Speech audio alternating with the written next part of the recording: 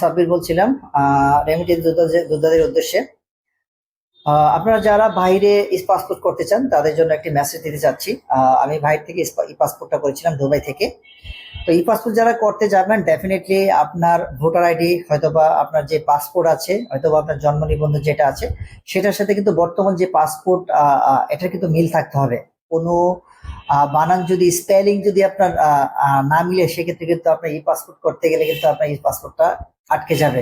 সেই জন্য কিন্তু অনেকেই হয়রানির শিকার হয়, আপনার ই পাসপোর্ট আসে না, বিভিন্ন জায়গাতে কমপ্লেন করেন, আপনিও নিজে দোষারোপ হন এবং অসংখ্য কর্মচারীকে আপনারা দোষারোপ করেন। সেক্ষেত্রে কিন্তু আপনার কনসিয়াস থাকা উচিত।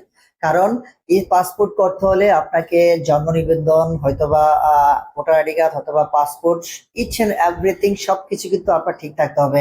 মায়ের নাম, বাবার নাম, নিজের নাম, গ্রাম এবং জন্ম তারিখ সবকিছু ঠিক থাকতে হবে।